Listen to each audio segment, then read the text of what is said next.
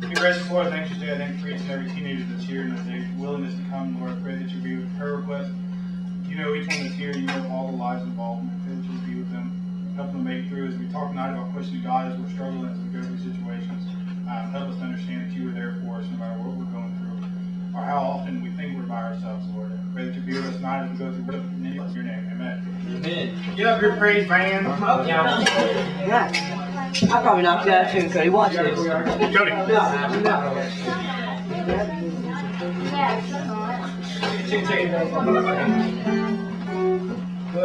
No, he's not here.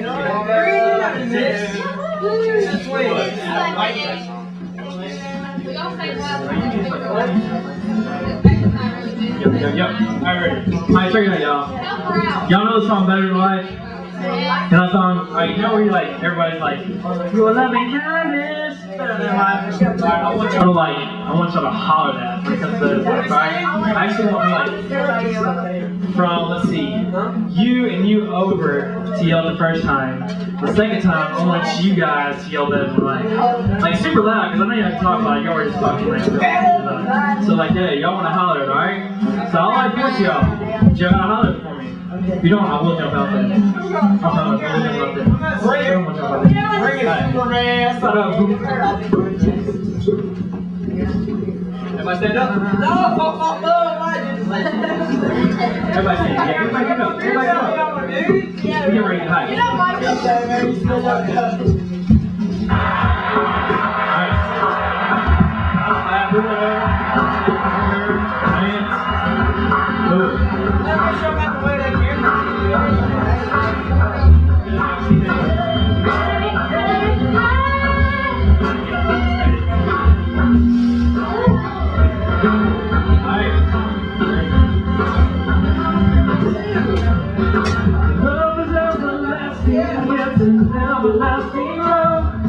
Your mercy is through and every rising of the sun. And your loving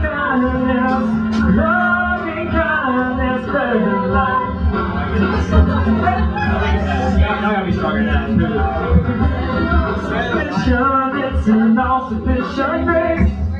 Your power and your glory are forever on display.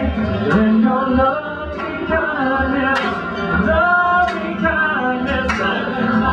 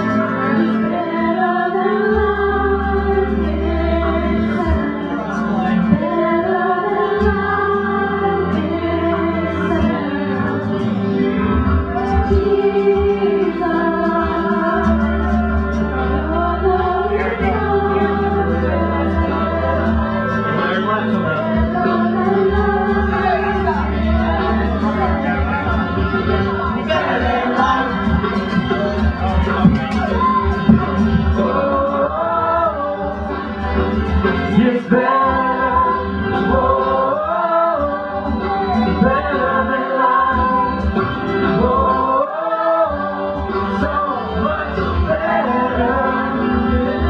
Jesus, your love and kindness, oh,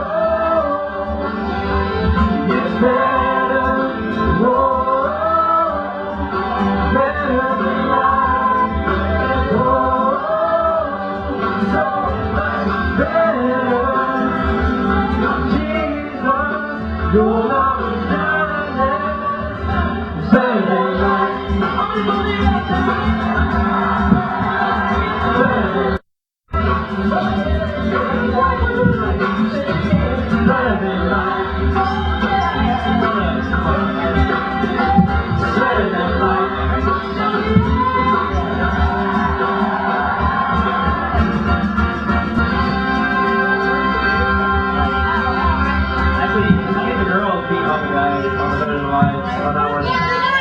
See, I gotta step it up. Guys, step it up. Step it up.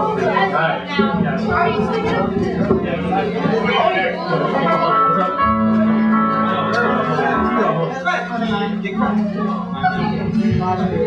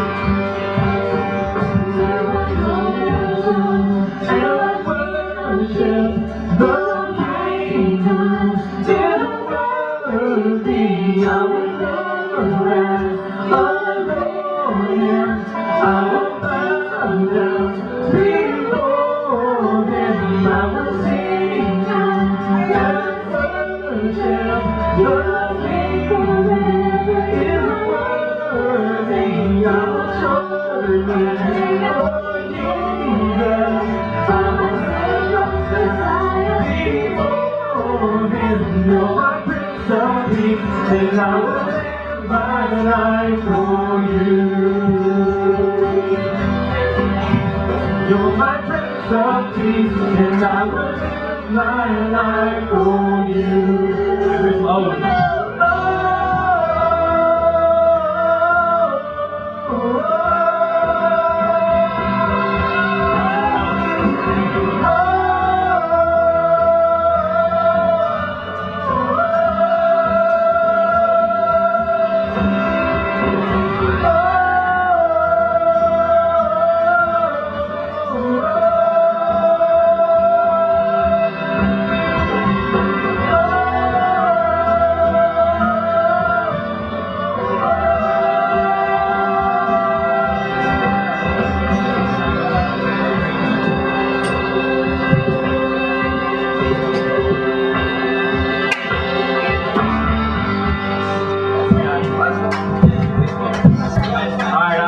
Got y'all hyped up. We're going to serious song. TJ. Hold it right now. Alright. Okay, listen now, we need a serious song. My God above all, above everything. Above football, above baseball, above wrestling. Everything you got, alright? I want y'all to be real about it. Right? Be reverent, real about it. You're singing Jesus. Alright?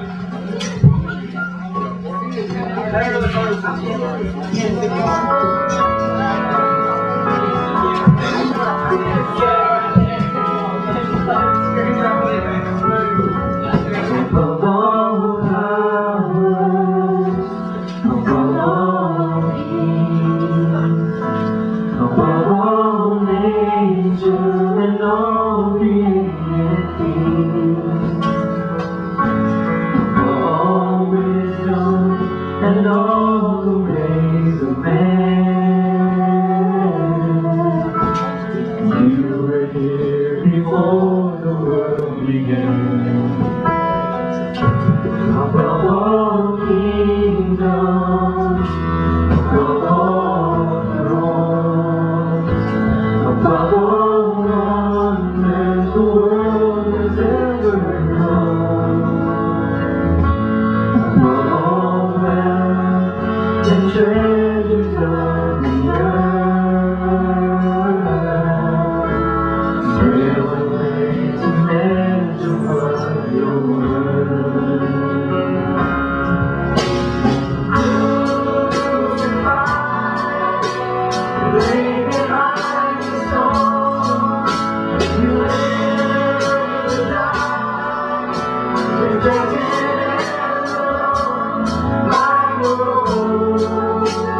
Try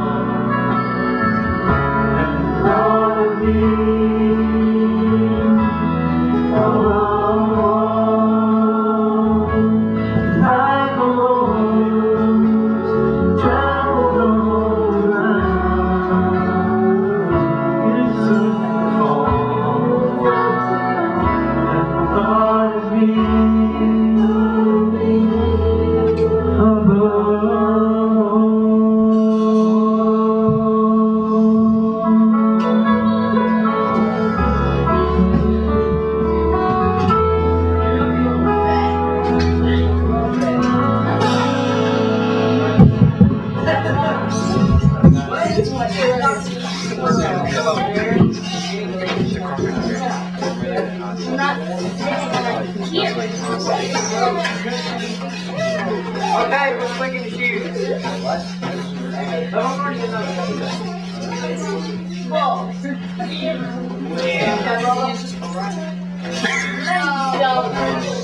No, okay, you got it.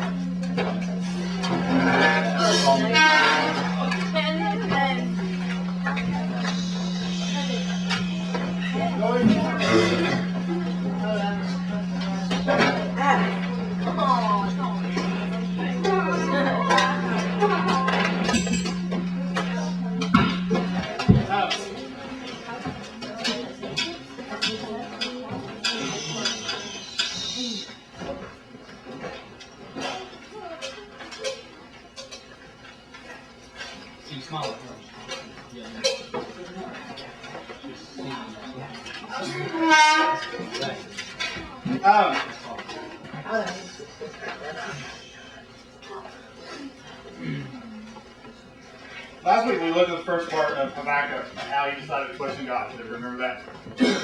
Yeah. He looked upon a situation that was his life, and he realized that something needed to be changed. He saw the life of God's people was slowly eroding away, and something needed to change. He questioned God and asked, "How long, O Lord, must I call for help, but you do not listen?" You see, God's people had enjoyed a pretty decent life. Throughout their entire history, God had bailed them out whenever they got in trouble. Anytime they needed God, He would just come for them. The people of Judah had been backsliding for a while at the point in Habakkuk's life. Ever since Moses, there was an up and down relationship with them. It's almost a roller coaster that we experience in our own Christian lives. They would start to slip and fall, and God would swoop in and deliver them. Habakkuk's people were experiencing a backslide right now. Life had become violent for his people. The law was not helping, and wickedness was growing. He wasn't the first prophet to see this happen.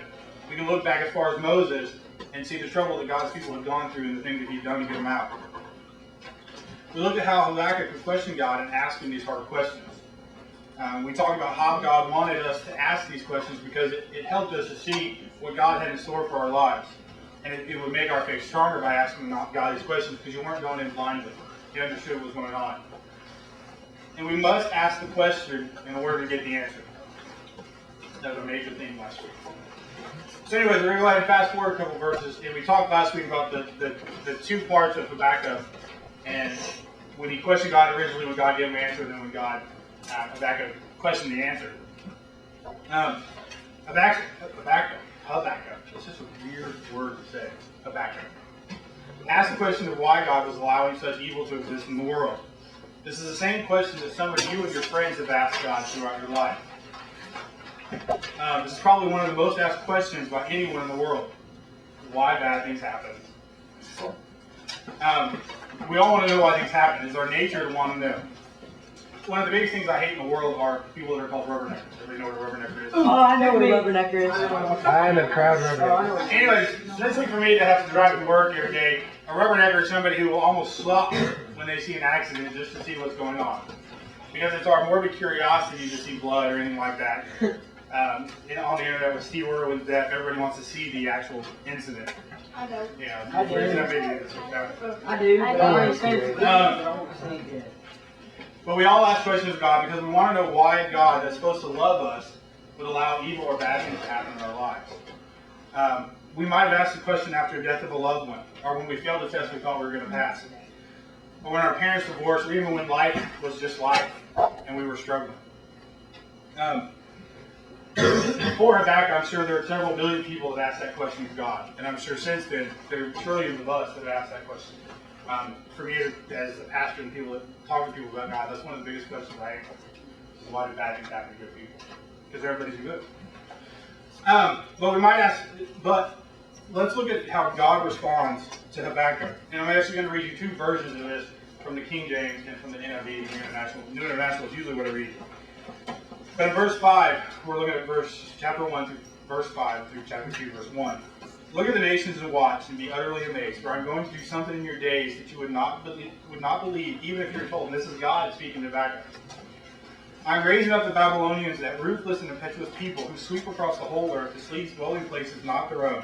They are feared and dreaded people. They are a law to themselves and promote their own honor. Their horses are swifter than leopards, fiercer than wolves at dusk. Their cavalry gallops headlong. Their horsemen come from afar. They fly like a vulture swooping to devour.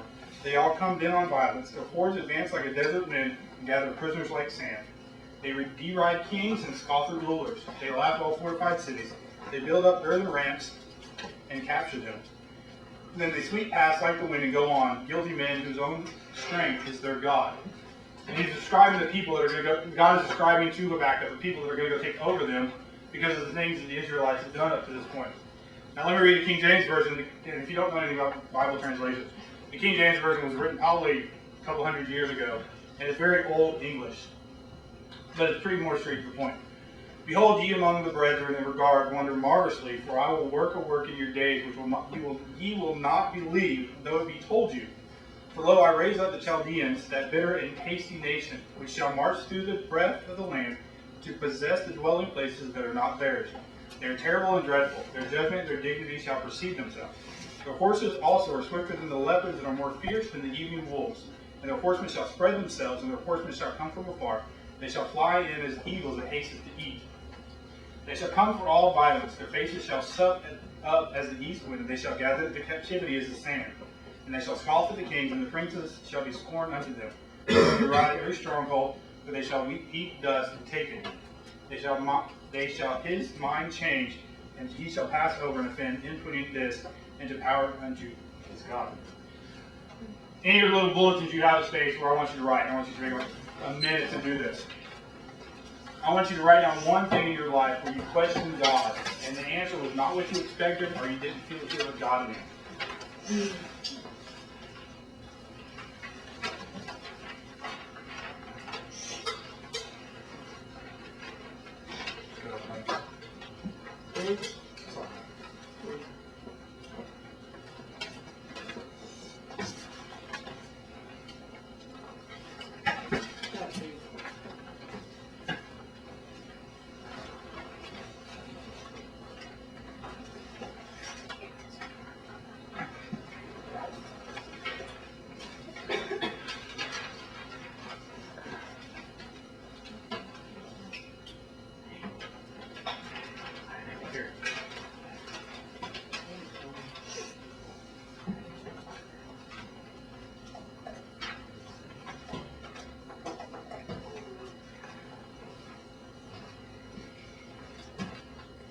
In verses 1 through 4, we see Habakkuk pleading with God, asking him why this evil stuff happened.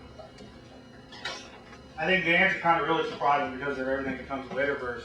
Because God basically said, yeah, I hear you, but I'm going to wipe you out. If you didn't know it, sorry. And that wasn't the answer that Habakkuk was expecting. He was probably expecting more of a fairy tale verse answer.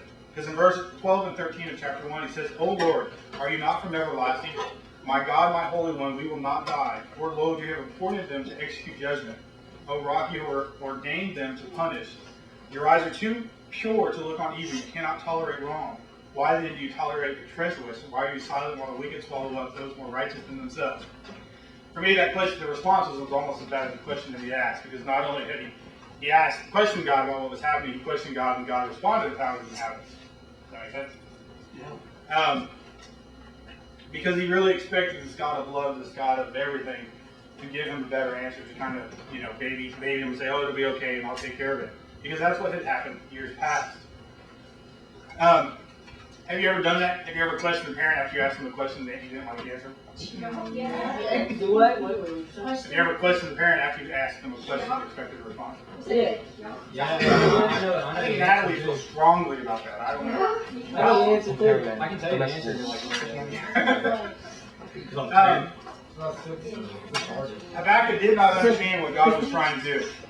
He didn't understand how things could be better for his people by being overtaken by the most ruthless nations in the world at that point in time. Throughout most of my life, I've had to deal with crises. So I talked a little bit about my past and how I grew up.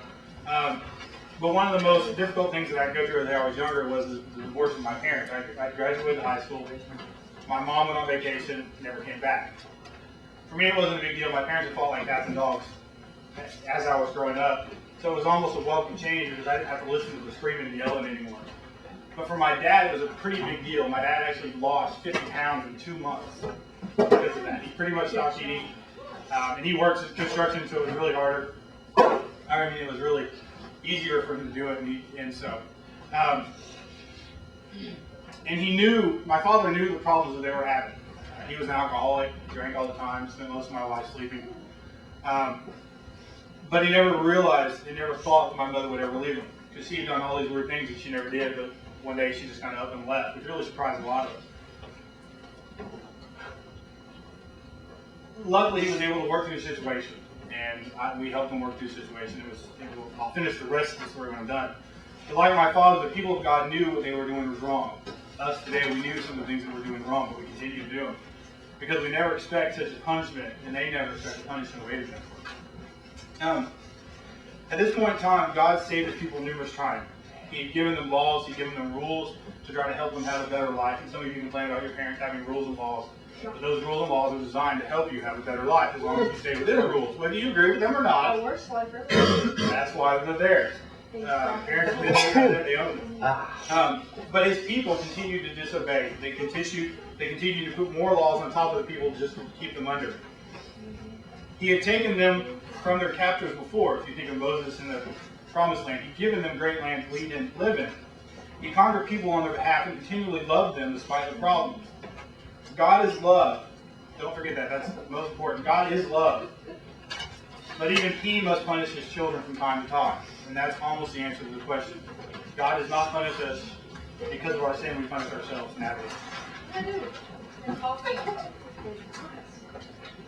And sometimes that punishment must be severe in order to get their attention. This was where that case for Habakkuk. Throughout the Old Testament, God told his people that they would be punished if they disobeyed his law. And they had many times. God allowed them, the Israelites, to be overtaken several times by other sinful nations around them. It was at this time that he decided to go ahead and follow through with what was happening. And actually, at this time, the Babylonians had kind of started to erode away at the Israelite nation. But God loves his people, and he didn't want to punish them. But he used the punishment was the only way to get their attention. Beth and I have to deal with this with our kids, and obviously both of you know how to deal with Timothy. And there are times where we don't want to punish them. And we tell them, we give them several chances over and over, and you stop that, stop this. But at some point in time, we have to step up as a parent and say, this is what's going to happen to you if you do it, and we have to follow through with it, whether it's a spanking or computer or anything like that. And just as we have to follow through with punishment, God also has to follow through with the punishment of his people. They weren't listening to the warnings that he'd given them. And I'm in the process of reading through the Bible right now. I'm sitting in Isaiah, which is somewhere in the middle. But he's going through the same thing with the people. God is giving him warnings to the people of Israel. And it's kind of going through. So it's kind of a cycle that they're going through. And to a point, his people were taking him for granted. So God had to adjust his punishment because of that. He told Habakkuk that they would be completely taken over by the Babylonians. God also knew that he needed to make an example of his people. That way, when other nations saw it, they could say, hey, if they are God's people, but they are being punished this way, what's going to happen to me if we disobey the same God? Habakkuk and his people were getting ready for a crisis, and God wasn't answering in the way that he wanted. Have you ever felt like that before? I've asked you to write down one time where you didn't get the answer. It happens to a lot of us because in our own mind, we think why things should happen. But it doesn't. A couple years ago, some of you know that Beth and I went through a house fire. We lost almost everything we owned. And as this went on, a lot of times we asked ourselves why God allowed this to happen. What is he trying to tell us that we need to change? And what did we do wrong that God would be punishing us by losing our house? What message could we have gotten from losing everything we own, or almost everything we own? And I don't think we ever really answered that question, because I don't think there really is an answer that we need to know about. We had some thoughts and we came up with some excuses, but there was never really a true answer that we felt God had given us. So how do you handle a successful crisis? The ultimate thing. It doesn't take a lot. And I know that's easy to say, but it's not as easy to put in action. Living life will give you many crises that are going to come at your way. Some of you have probably already, even in your young age, have experienced several crises in your life. And not every crisis you go through is a punishment from God. A lot of times life is just life, and that's what we go through. Anyways, there are three things to remember and how to overcome these crises. Crises. First one, God is in control and He is with you. This is important. In Habakkuk 1, chapter 1, verse 5, He is with you. His is with you. His is with you. In Habakkuk chapter 1, verse 5, it says, look at the nations and watch, be utterly amazed, for I am going to do something in your days that you would not believe, even if you were told. God was truly proving that He was in control of the situation. Whether they like it or not, He was allowing this thing to happen. He was allowing the Babylonians to take over. God told Habakkuk that He was not alone. He alone would bring the punishment. And life happens. But only because God allows things to happen in our lives. And we'll look at Joseph eventually in his life. And no matter what we go through, whether it's a punishment or a crisis, God is right there with us. And that's also a key point I want you to remember. I don't think I have anything with. God is with you no matter what you're going through. And the Israelites were actually exiled for 400 years, where they were actually under the rule of somebody else. But throughout that entire exile, God was with them. Even when they disobeyed, even when they didn't do what He wanted. And the same with Beth and I and our kids. No matter how bad our kids are, we still love them. And your parents the same way. No matter how bad you are, your parents love you. Whether you think it or not, it's just the way it is. So the second thing to remember, it might not go as expected. In Habakkuk 1:12, Habakkuk questions God and how He allowed this stuff to happen. Habakkuk was probably expecting a fairy tale ending like something that had happened in the past, where God came in and said, okay, we're going to take you away and destroy this whole king. But God wasn't going to go for it this time. God knew what had to be done to get the attention of the people that He loved, and so He ended up doing it.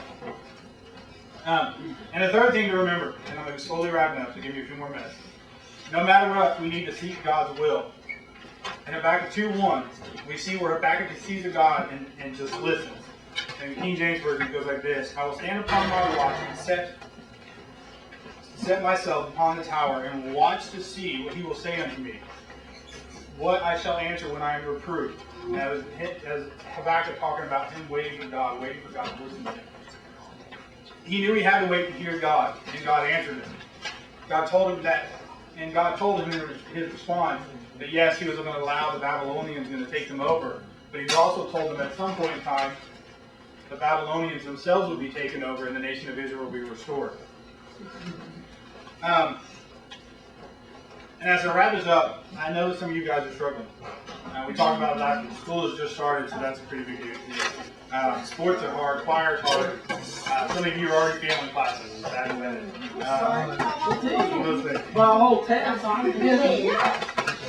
But as I wrap it up, I want to give you one last word of hope. Hebrews 12. Almost done.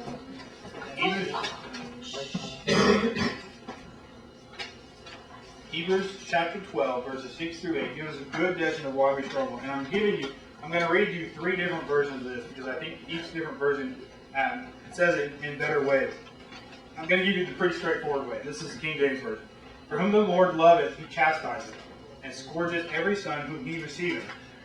If ye endure chastity, God dealeth with you as with sons. For what son is he whom the Father chastiseth not? For if you be without chastisement, whereof all you are partakers, then you are bastards and not sons. Did everybody get the gist of that? No. Okay. Let me read you the New International Version, because it says it's a little bit better. Because the Lord disciplines those He loves, and He punishes everyone He accepts as a son. Endure hardship as a discipline. God is treating you as sons. For what son is not disciplined by his father? If you are not disciplined, then you are illegitimate children, not true sons. Does that make sense? Let me read you the message. The message is not a translation, paraphrase. It's basically some guy saying this is what I think it says. This is an all-out match against sin. Others have suffered far worse than you, to say nothing of what Jesus went through. All that bloodshed. So do not feel sorry for yourselves. Or have you forgotten how good parents treat children, and that God regards you as children? My dear child, don't shrug off God's discipline, but don't be crushed by it either. It's the child He loves that He disciplines. The child He embraces, He also corrects. God is educating you. That's why you must never drop out. He's treating you as dear children. This trouble you're in isn't punishment, it's training. Shh, Natalie. Put your hand in your mouth. I don't care. Always the second person. Only irresponsible parents lead children to sin for themselves. Would you prefer an irresponsible God? We respect our own parents for training and not spoiling what seems best for them, or spoiling us, so why not embrace God's training so we can truly live? While we are children, our parents did what seemed best to them. But God is doing what's best for us, training us to live God's holy best. At the time, discipline isn't fun. It always feels like it's going against the grain. Later, of course, it pays off handsomely. Whereas the well-trained who find themselves mature in their relationship with God. God will never leave us, and He will never forsake us. He tells us that in His Word. Not every crisis we go through is punishment. God set this world in motion because Adam sinned, bad things happen. Sometimes life is just life, and we still need to lean on God when those times come. You see, there is light at the end of the tunnel. God is wanting to help us through all of our problems. No matter what our life is like here on earth, heaven is just a breath away, and there are no crises there. I'm going to finish telling you the rest of the story about my parents. After my parents' divorce, I ended up moving to Rebecca. My father went through a hurricane, which was pretty devastating for him. But he made some changes in his own life. My mother and him got back together 17 months later and have been together ever since, which was 13 years ago. My parents aren't perfect, and my father is not perfect by any means, but they made it through, and both of them came out better people. God is waiting for us to look to see what He has to say because He wants us to succeed. Like I said, life is life, and we have to realize that God is going to help us through any situation. Let's go ahead and pray, and we will get out of here. And some of you are itching and dying. I'm hungry. Dear gracious Lord, I thank you for the message that you've given us, and Lord, I pray that even through all the little stuff, that somebody has heard your voice and heard what you're going through, because I know there are struggles in this room, and I know there are times of trials that are coming upon us, Lord, and I just pray that you'll be with us. Help us to make it through and lean on you, because you are the only rock that we need on. And things of this world will fade away, and things of this world will go to the wayside. But Lord, you are still with us, and you will never leave us nor forsake us. In your name we pray. Amen. Hey,